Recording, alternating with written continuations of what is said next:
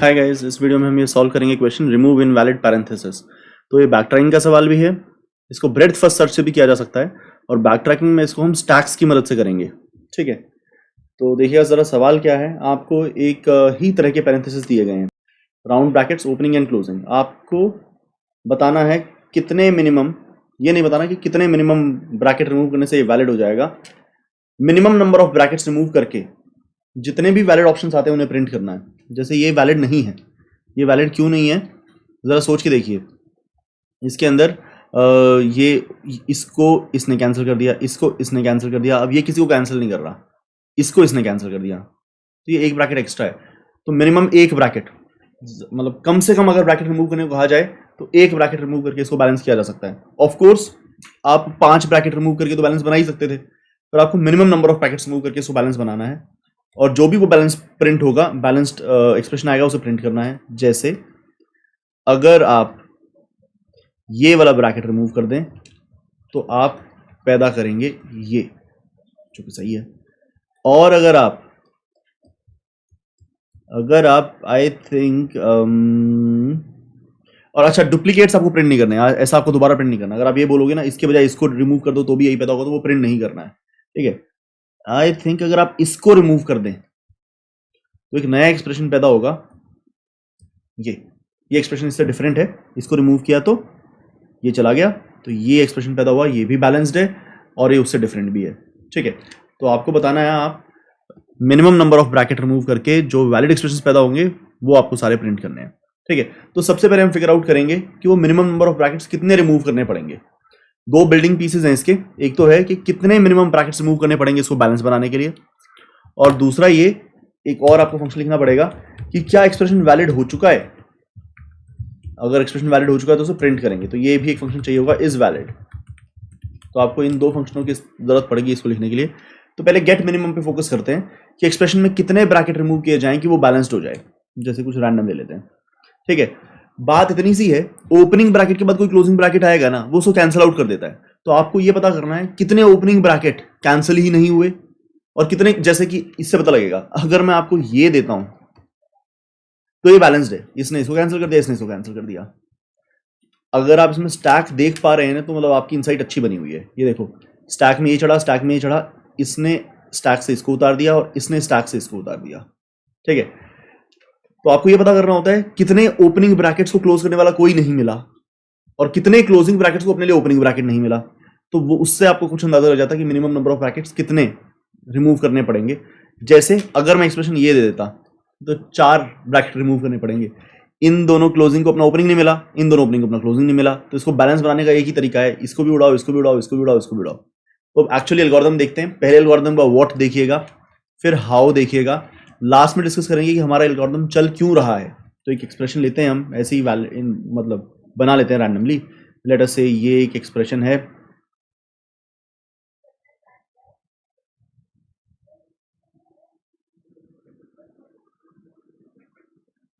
ठीक है, तो मुझे मालूम नहीं है बैलेंस्ड है कि नहीं है, तो आप एल्गोरिथम देखते जाइएगा। ब्रैकेट को देखा, ओपनिंग ब्रैकेट है, ओपनिंग ब्रैकेट हमेशा पुश होंगे। व्हाट और हाउ पे फोकस है, करना क्या है, करना कैसे है, वाई भूल जाइए कि क्यों कर रहे हैं। ओपनिंग ब्रैकेट का सिंपल एल्गोरिथम, पुश कर दीजिए, ओपनिंग ब्रैकेट पुश कर दीजिए। क्लोजिंग ब्रैकेट आएगा तो दिमाग लगाएंगे। क्लोजिंग ब्रैकेट के ऊपर अगर ओपनिंग ब्रैकेट पड़ा है तो ये उसको उड़ा देगा, तो ये वाला क्लोजिंग इसको खा गया।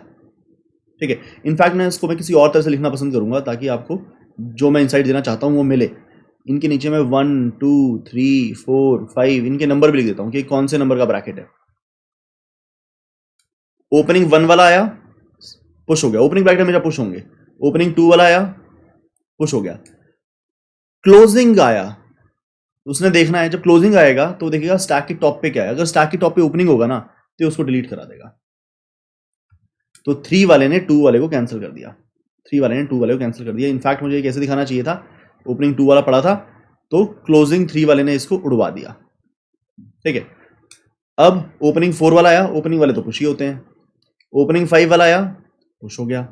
क्लोजिंग 6 वाला आया, क्लोजिंग 6 वाला आया तो वो इस वाले को रिमूव करा देगा। उसने देखा स्टैक के टॉप पे तो ओपनिंग पड़ा है, उसको रिमूव करा दिया। क्लोजिंग 7 आया, स्टैक के टॉप पे क्या है, ओपनिंग है, क्लोजिंग 7 वाला ओपनिंग 4 को ले जाएगा, पॉप करा देगा। ओपनिंग ब्रैकेट तो पुश होते हैं, तुरंत क्लोजिंग आ गया। ये क्लोजिंग के लिए नीचे टिक लगा रहा था मैं, एक गलती हो गई मुझसे। क्लोजिंग 9 वाला आया, उसने देखा ओपनिंग ब्रैकेट है मेरे लिए, तो उसने पॉप करा दिया। ये मैं सिर्फ यहां लिख रहा हूं, असल में यहां डालूंगा नहीं। वो आएगा C9, वो क्लोजिंग 9 आया, ओपनिंग 8 को उड़वा देगा। क्लोजिंग 8 10 आया, उसने देखा ओपनिंग ब्रैकेट बचा हुआ है क्या, हाँ बचा हुआ है, ये बचा हुआ, तो वो इसको पॉप करा दिया। अब क्लोजिंग का आया ब्रैकेट, क्लोजिंग का ब्रैकेट आया, इसमें कुछ नहीं है, तो अब ये ब्रैकेट एक्स्ट्रा बच गया, बाकी सारे आपस में कट गए, बाकी सारे आपस में बैलेंस हो गए। ये वाला आपका एक्स्ट्रा रह गया, इसको इसमें डाल दो, क्लोजिंग एट एलिमेंट्स में डाल दो। जब अगर ये एम्प्टी है तो इसको डाल दो। बाद में स्टैक में जितने बंदे बचे हुए होंगे वो बताएगा कि आपको कितने ब्रैकेट रिमूव करने पड़ेंगे। ठीक है, एल्गोरिथम समझिए। ओपनिंग ब्रैकेट हमेशा पुश, क्लोजिंग ब्रैकेट तो स्टैक का टॉप देखा जाएगा, तो कंडीशंस बनेंगी। अगर स्टैक के टॉप पर, या स्टैक की पीक बोलते हैं, स्टैक के टॉप के ऊपर ओपनिंग है तो पॉप, अगर ये कंडीशन है तो पॉप। अगर स्टैक खाली है, स्टैक का साइज 0 है, स्टैक का साइज 0 है तो पुश। हम इस क्लोजिंग ब्रैकेट को डाल के रख लेंगे कि एक्स्ट्रा ब्रैकेट है, इसको कोई मैचिंग नहीं मिला, पुश। बाद में स्टैक के काउंट में ये मिल जाएगा हमें। ठीक है, और अगर स्टैक की टॉप पे क्लोजिंग है और स्टैक की टॉप पे भी क्लोजिंग ही पड़ा है, तो ये क्लोजिंग को थोड़े कैंसिल आउट करेगा, तो भी पुश। दोबारा देखिए ध्यान से एल्गोरिथम। ओपनिंग ब्रैकेट आएगा, सिंपल पुश करें। क्लोजिंग आएगा, देखिए स्टैक की टॉप पे क्या ओपनिंग ब्रैकेट है, ओपनिंग है तो पॉप कर दें। इस क्लोजिंग ने इस ओपनिंग को बैलेंस आउट कर दिया, पॉप हो गया। क्लोजिंग आया और स्टैक खाली पड़ी है, तो इसको पुश कर दें। क्यों पुश कर दिया, ये पड़ा रहेगा, ये बताएगा इसके नीचे वाले एक्स्ट्रा हैं, मतलब ये बताएगा मुझे मेरा ओपनिंग नहीं मिला तो मुझे रिमूव करना पड़ेगा, इसलिए ये स्टैक के अंदर पड़ा रहेगा। लास्ट में स्टैक का जो साइज होगा वो ये बताता है कि कितने पॉप करने पड़ेंगे। और अगर एक क्लोजिंग ब्रैकेट आए और स्टैक के टॉप पे भी क्लोजिंग ही पड़ा है तो भी पुश। ठीक है, जैसे एक बार के लिए एक एक्सट्रीम एग्जांपल करते हैं ताकि आपको जो मैंने अभी समझाया वो समझ में आ सके। देखिएगा, क्लोजिंग ओपनिंग, आंसर 4 है इसका। 4 ब्रैकेट रिमूव करने पड़ेंगे बैलेंस करने के लिए, एम्प्टी करना पड़ेगा इसको। देखिएगा, ध्यान से चलिएगा। क्लोजिंग आया, स्टैक तो खाली पड़ी है तो पुश, क्लोजिंग वाले को पुश कर दिया गया, क्लोजिंग के लिए नीचे टिक लगाऊंगा, ओपनिंग के लिए ऊपर। दोबारा क्लोजिंग आया, स्टैक के टॉप पे ओपनिंग भी नहीं है, स्टैक खाली भी नहीं है, लेकिन स्टैक के ऊपर क्लोजिंग है, तो ये भी पुश हो गया। भाई क्लोजिंग को तो अगर पॉप कराना था तो ओपनिंग चाहिए था ना, ओपनिंग मिला नहीं, से पॉप क्या कराएगा। अगर क्लोजिंग को ओपनिंग मिल रहा है तो पॉप करा देगा, अगर उसे ओपनिंग नहीं मिल रहा ना, स्टैक खाली है या स्टैक के ऊपर क्लोजिंग पड़ा, तो ये पुश हो जाएगा साइलेंटली। अब ओपनिंग ब्रैकेट आया, ओपनिंग तो हमेशा पुश ही होते हैं, ओपनिंग पुश हो गया। ओपनिंग क्यों पुश होते हैं, क्योंकि वो चाहते हैं मेरे बाद कोई क्लोजिंग आए और मुझे पॉप करा दे। ओपनिंग आया, पुश हो गया। ये दोनों इसलिए पुश हुए हैं क्योंकि ये चाहते हैं इनके बाद कोई क्लोजिंग आता और इनको पॉप करा देता, लेकिन इनके बाद कोई क्लोजिंग आया ही नहीं, तो असल में स्टैक के अंदर 4 रह गए, वो चारों के चारों ही इनवैलिड है, उनको उड़ाना पड़ेगा। अगर बाद में 2 क्लोजिंग होते 5 और 6, तो जब 5 आता उसको स्टैक क्लोजिंग है, ये स्टैक के टॉप के ऊपर ये ओपनिंग मिल गया तो वो पॉप करा देता इसको, ये वाला इसको पॉप करा देता। और 6 वाला जब होता वो देखता टॉप के ऊपर तो ओपनिंग है, तो वो 3 वाले को पॉप करा देता। लास्ट में 2 रह जाते। तो इस केस में इस एक्सप्रेशन के लिए 2 ही इनवैलिड है, इसके लिए 2 ही इनवैलिड है, शुरुआत वाले 2, क्योंकि ये वाला हिस्सा तो बैलेंस हो गया। लेकिन अगर ये नहीं होते तो 4 ब्रैकेट मिनिमम रिमूव करने पड़ते। दोबारा से एल्गोरिथम देखिए, बहुत सिंपल एल्गोरिथम। ओपनिंग को हमेशा पुश करें, क्लोजिंग आएगा तो क्या करेंगे, स्टैक का टॉप देखेंगे, स्टैक का पीक चेक करेंगे। स्टैक का पीक अगर ओपनिंग है तो पॉप कर दें, स्टैक का साइज 0 है तो पुश कर दें, और स्टैक का पीक अगर क्लोजिंग है तो भी पुश कर दें। अब कारण समझने की कोशिश करते हैं। ओपनिंग को पुश क्यों किया जाता है, ओपनिंग को तो पुश ही करते हैं, बाद का कोई क्लोजिंग आगे इसको पॉप कराता है। अब क्लोजिंग के अंदर पहली लाइन तो सेल्फ एक्सप्लेनेटरी है कि अगर उसको स्टैक के ऊपर ओपनिंग मिल रहा है, वो इससे पहले डला था और ये अब आ रहा है, तो ये इसको पॉप करा के सेटल करा देगा कि ये सेटल हो गया आपस में। लेकिन अगर इसको स्टैक खाली मिली तो ये पुश होगा। क्यों पुश होगा, क्योंकि ये किसी को बैलेंस आउट तो करा नहीं पाया, तो ये एक्स्ट्रा है, तो फिर स्टैक के अंदर नीचे पड़ा रहा है। बाद में जब स्टैक का काउंट देंगे तो तू उसमें कंट्रीब्यूट करेगा कि कितने ब्रैकेट रिमूव करने पड़ेंगे, तेरे को रिमूव करना पड़ेगा, क्योंकि तू अपना ओपनिंग ब्रैकेट नहीं ढूंढ पाया, तू गलत है। अगर स्टैक का एक क्लोजिंग ब्रैकेट आया और उसको स्टैक खाली दिखाई दी तो ये किसी को पॉपअप तो करा ही नहीं सकता, मतलब ये किसी ओपनिंग को तो कैंसिल करा ही नहीं रहा, मतलब ये एक्स्ट्रा है। एक्स्ट्रा है तो उसे स्टैक में डाल के रख लो, बाद में जब स्टैक का काउंट देंगे तो एक काउंट हो जाएगा। अगर क्लोजिंग को स्टैक के टॉप पे भी क्लोजिंग ही दिखाई दे तो क्लोजिंग को थोड़ा पॉप कराएगा। सेम बात है स्टैक साइज 0 वाली, तो तू भी पुश हो जा भाई, तू भी बेकार है, तू भी बेकार है, तो तू भी पुश हो जा, बाद में काउंट हो जाएगा। जैसे कि मैंने इसमें दिखाया था, शुरुआत में ही 2 क्लोजिंग डाल दिए थे, फिर 2 ओपनिंग आए, 2 क्लोजिंग आए। तो पहले वाला क्लोजिंग उसने देखा कि स्टैक खाली है, डल जाओ। दूसरा वाला क्लोजिंग उसने देखा स्टैक के अंदर क्लोजिंग पड़ा है, तो वो भी डल गया।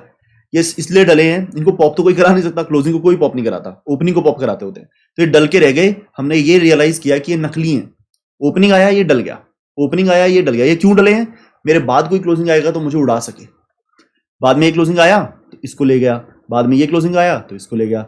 अब ये 2 ब्रैकेट तो यूं ही रह गए ना, ये दोनों तो ये आपस में सेटल हो गए, ये 2 तो रह गए ना। स्टैक का काउंट 2, तो मिनिमम 2 ब्रैकेट रिमूव करने होंगे। आई होप आपको एल्गोरिथम समझ में आया। आपको एल्गोरिथम समझाने के लिए मैं एक आधा एग्जांपल आपके लिए और पार्स करना चाहता हूं। मैं रैंडमली ही ऐसे एग्जांपल बना लेता हूं, मुझे मालूम नहीं क्या होगा।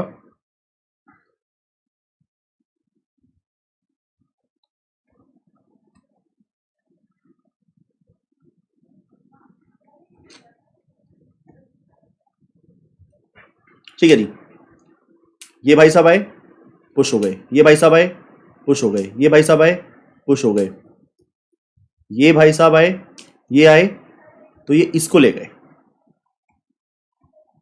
जिसका मतलब इतना बैलेंस।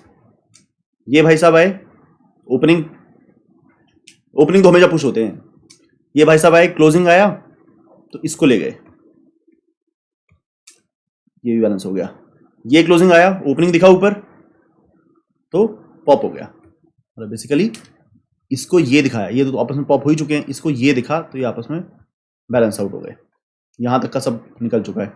ये आए, ओपनिंग तो डलता है, ये आया डल गया, ये आया डल गया, ये आया तो इसको पॉप कराएगा, ऊपर वाले को पॉप कराया, मतलब इतना बैलेंस हो गया है। ओपनिंग आया डल गया, क्लोजिंग आया इसको पॉप करा दिया, मतलब बैलेंस आउट हो गया। क्लोजिंग आया उसको ओपनिंग दिखाई दिया, मतलब ये दोनों आपस में सेटल हो गए, पॉप करा दिया। ये क्लोजिंग आया, इसको भी ओपनिंग दिखाई दिया तो पॉप करा दिया, मतलब ये भी आपस में सेटल हो गए। अब क्लोजिंग एक ओपनिंग आया, यूं ही पड़ा रह गया। तो इफेक्टिवली देखो, ये सारा आपस में सेटल हो गया, ये सारा आपस में सेटल हो गया, लास्ट का ओपनिंग और शुरुआत का क्लोजिंग बचे रह गए, तो ये दोनों ही इनवैलिड है, इन दोनों को ही रिमूव करना पड़ेगा। ठीक है, तो इसका आंसर है कि 2 ब्रैकेट रिमूव करने पड़ेंगे। तो आई होप कि आपको ये समझ में आया होगा। तो सबसे पहले हम इस सवाल को करने के लिए, सवाल ये था कि सवाल ये नहीं था कितने मिनिमम करने पड़ेंगे, जितने मिनिमम ब्रैकेट रिमूव करने पड़ेंगे उनको रिमूव करके जितने भी वैलिड एक्सप्रेशन बनते हैं वो प्रिंट कर दें। तो मिनिमम काउंट का एल्गोरिथम हमने समझ लिया। लाइए इसे लिखें। स्टैक कैरेक्टर की स्पेलिंग एकदम भूल जाऊं मैं, यही हो गया आई थिंक, बहुत हद है भाई, सॉरी।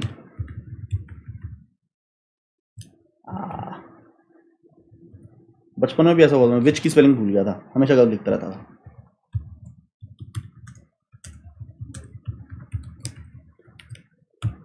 है ना, विच की स्पेलिंग होती है WHICH, और मेरे को पता नहीं क्यों लग गया था WCHICH होती है, और बहुत पिटा था मम्मी से, ये लिखता रहता था। चलो कैरेक्टर तो याद आ गया। स्टैक के अंदर अब क्या करना है, स्टैक हमने बना लिया, लूप लगाएंगे for int i equal to 0, i less than string dot length i plus plus, character देखा, स्ट्रिंग डॉट कैरेट i। ठीक है, अब क्या क्या था, कैरेक्टर ओपनिंग हो तो सीधा पुश होता है, एल्स इफ कैरेक्टर क्लोजिंग हो तो सोचना पड़ता है। ओपनिंग हो तो सिंपल है, स्टैक में पुश कर दें कैरेक्टर क्लोजिंग है तो सिंपल नहीं है, तो अब क्या करना होगा, अब देखना होगा। अगर स्टैक का साइज 0 है, क्लोजिंग है और स्टैक का साइज 0 है, इस क्लोजिंग को ओपनिंग तो मिला नहीं, तो पुश हो जा भाई, तो इनवैलिड है इसलिए पुश हो जा। अगर क्लोजिंग आया है अभी और स्टैक के टॉप पे भी क्लोजिंग ही पड़ा है, तो भी इनवैलिड है। वो क्लोजिंग को तो ओपनिंग चाहिए ना पॉप कराने के लिए, तो भी तू पुश हो जा, तू भी इनवैलिड है, बाद में काउंट हो जाओगे तुम लोग। एल्स इफ अगर स्टैक के टॉप के ऊपर पड़ा है ओपनिंग, तो अरे चाचा ऑफ हो जाओ, ठीक है। ओपनिंग आया तो हमेशा पुश करें, क्लोजिंग आया तो सोचें। स्टैक का साइज 0 है तो पुश हो जाएं क्योंकि आप इनवैलिड हैं। स्टैक के टॉप पे क्लोजिंग पड़ा है और आप भी क्लोजिंग है तो भी पुश हो जाएं क्योंकि आप इनवैलिड हो। आपको तो पॉप कराना था किसी को। स्टैक के टॉप पे ओपनिंग मिल जाए तो काम तमाम कर दो, उसको पॉप करा दो, खुद पुश होने की जरूरत नहीं। खुद तो पुश ही नहीं हुए, उसको और पॉप करा दिया, तुमने सेटल करा दिया किसी को, ठीक है। रिटर्न स्टैक का साइज, जितने लास्ट में स्टैक में रह गए वो सारे इनवैलिड है, ठीक है। अच्छा जी, अब देखो हमने यहां पर कैसे यूज किया इसको, मिनिमम रिमूवल्स। ये गेटमेन को कॉल लगाया, मुझे मिनिमम रिमूवल्स मिल गई कि इतने तो मिनिमम रिमूव कराने होंगे। अब यहां पर मैंने स्ट्रिंग पास की अपनी, मिनिमम रिमूवल्स पास किया और एक हैश सेट पास किया। हमें तो रिमूवल करके, एक्चुअली रिमूवल करके प्रिंट कराना है, एक्चुअली रिमूवल करके प्रिंट कराना है कि कितना रिमूवल हो सकता है। तो अब देखो हम क्या करेंगे, जैसे जो हमें इनपुट मिला था, मुझे वो इनपुट याद नहीं है,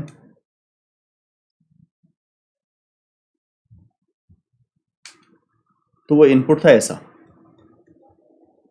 ठीक है। अब यहां पर हम पता क्या करेंगे, हर एक को रिमूव करके rest of the string pass कर देंगे। सब लेवल पे रखा है इस स्ट्रिंग को। अगर मैं इस कैरेक्टर को रिमूव करूं तो ये स्ट्रिंग ऊपर चली गई, इस कैरेक्टर को रिमूव करूं तो ये स्ट्रिंग ऊपर चली गई, इस कैरेक्टर को रिमूव करूं तो ये वाला रिमूव किया है तो ऐसा, दो क्लोजिंग और ये ऊपर चली गई। इसको रिमूव करूं तो ये ऊपर चली गई, इसको रिमूव करूं तो, और लास्ट वाले को रिमूव करूं तो ये ऊपर चली गई, ठीक है। तो हम हर एक को रिमूव करके कॉल लगाएंगे, हर एक को रिमूव करके कॉल लगाएंगे। और मैं यहां पर मिनिमम रिमूवल्स मुझे 2 पास की गई हैं, तो यहां पर हम हर जगह रिमूवल, मिनिमम रिमूवल्स लेफ्ट कितनी रह जाएंगी, यहां पर तो 2 रिमूवल्स लेफ्ट थी हमारे पास, यहां पर हर जगह 1 रिमूवल तो यूज कर चुके हो, 1 लेफ्ट है, ठीक है। तो ऐसे रिमूव करके कॉल लगाएंगे। कम से कम जब तक मिनिमम रिमूवल 0 नहीं होती तब तक आपका वैलिड बन ही नहीं सकता। कई बार ऐसा होगा कि मिनिमम रिमूवल से ज्यादा रिमूवल होने के बाद वैलिड बनेगा। मैं दोबारा से अपनी बात बोलता हूं, आपके पास ओरिजिनल स्ट्रिंग है और आपके पास ये है मिनिमम रिमूवल्स 2, कि 2 मिनिमम रिमूवल कराकर ही आप इसको वैलिड बना सकते हो। तो मैंने पहली रिमूवल के लिए इनमें से किसी भी कैरेक्टर को चूज कर लिया, इसको रिमूव करूं तो ये बनेगा, इसको रिमूव करूं तो ये बनेगा, इसको रिमूव करूं तो ये बनेगा, वो रिमूवल करके कॉल लगा दी। अब हर जगह मिनिमम रिमूवल लेफ्ट 1 पास कर दिया क्योंकि एक रिमूवल यूज हो चुकी है। अब यहां पर भी ऐसी ऑप्शन निकलेंगी, जैसे मिनिमम रिमूवल 0 हो जाएगा ना, उसके आगे कॉल नहीं लगानी। क्यों? अब उसके आगे भी रिमूवल कर दोगे तो मिनिमम रिमूवल लेफ्ट माइनस में आ जाएंगी। इसका मतलब ये है कि आप रिमूवल ज्यादा कर चुके हो और रिमूवल अलाउड थोड़ी थी। आपको रिमूवल कितनी अलाउड है, जितनी मिनिमम रिमूवल काउंट आपको पास किया गया है।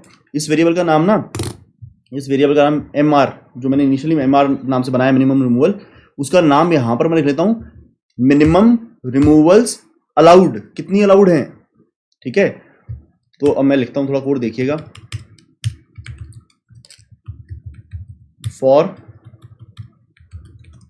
इंट i इक्वल टू 0, हर कैरेक्टर को पहले लेवल पर पहली रिमूवल करेंगे, हर कैरेक्टर को रिमूव होने की ऑप्शन देंगे। तू रिमूव होता तो क्या होता, तू रिमूव होता तो क्या होता, ठीक है जी।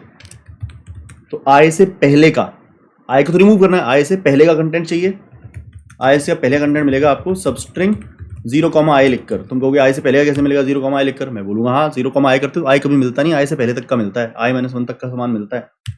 और लेफ्ट वाला, राइट वाला समान string dot substring of i+1। तो 0, i ने, जैसे i अगर 2 होता, अगर i 2 होता, 2th कैरेक्टर होता, तो 0, 2 आपको 0 और 1th कैरेक्टर देगा बस।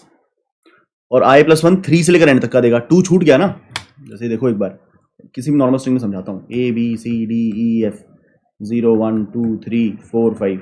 अगर तुम i 2 है तो तुम C को छोड़ना चाहते हो, ये लेफ्ट पार्ट है ये राइट पार्ट है, इनको जोड़ के आगे पास करना चाहते हो, इसको रिमूव करना चाहते हो, तो हो जाएगा 0, 2 लिखो, आपको इतना ही मिलेगा। और i की वैल्यू यहाँ पर पास करो, ये 3 हो जाएगा, तो 3 आपको इतना देगा, तो आपको A B और D E F मिल गया, ठीक है। C रिमूव हो गया आपका। तो देखो मैं कॉल क्या लगा रहा हूँ, ध्यान से देखना। सोल्यूशन लेफ्ट प्लस राइट आगे पास कर दो, लेफ्ट प्लस राइट पास किया ना, आपका कैरेक्टर छूट गया है। मिनिमम रिमूवल्स अलाउड माइनस कर दो, क्योंकि एक रिमूवल आपने यूज कर ली है, और ये हैश सेट किसी पर्पस के लिए, डुप्लीकेसी बचाने के लिए, इसको बाद में देखेंगे। अगर ऐसा करते करते किसी दिन आप यहाँ पर आओ और आपकी मिनिमम रिमूवल्स अलाउड 0 हो रखी हो तो रिटर्न करना है। क्यों रिटर्न करना है? मिनिमम रिमूवल अलाउड 0 है ना, तो रिटर्न तो करना ही करना है। क्यों रिटर्न करना है सोच के बताइए। क्योंकि भाई आपको 2 रिमूवल्स अलाउड थी, आपने दोनों कर ली, अब इसके बाद तो कॉल लगाओगे तो एक्स्ट्रा रिमूवल हो जाएगी। अब यहाँ पर प्रिंट करना है या नहीं करना वो इस चीज़ पे डिपेंड करता है कि जो स्ट्रिंग लेकर आए हो वो वैलिड है या नहीं, वो वैलिड है या नहीं। ठीक है, तो तुम्हें वो फंक्शन लिखना होगा इज वैलिड। वो इज वैलिड वाला फंक्शन बहुत सिंपल होता है। इज वैलिड वाला फंक्शन तो बहुत ही ज़्यादा सिंपल होता है। जैसे कुछ भी आपकी स्ट्रिंग हो, पुश पॉप पुश, यही वाला एल्गोरिथम, बिल्कुल सेम यही एल्गोरिथम, लास्ट में स्टैक का साइज 0 होना चाहिए। ठीक है, हमें अलग से ज़रूरत भी नहीं है इसकी, यही कोड सही है आपका। बस लास्ट के अंदर मिनिमम रिमूवल्स कि अब कितनी रिमूवल चाहिए वो 0 आना चाहिए। एक तो ये था, ध्यान से देखिएगा क्या चक्कर है। एक तो ये था जो शुरुआत में गेट मिन कॉल किया था कि इनिशियली 2 रिमूवल्स की रिक्वायरमेंट थी, तो हम रिकर्शन करते करते रिमूवल्स करते हुए आए। यहाँ पर आपके पास जो स्ट्रिंग पड़ी हुई है, यहाँ पर आपके जो स्ट्रिंग पड़ी हुई है उसके लिए मिनिमम रिमूवल्स नाउ निकाल लो कि जो आप स्ट्रिंग लेकर आए हो उसके लिए कितनी रिमूवल्स चाहिए। अगर minimum removals now is equal to 0 आ जाए कि अब कोई रिमूवल नहीं चाहिए, अब कोई रिमूवल नहीं चाहिए, तो अब इसको प्रिंट किया जा सकता है system.out.println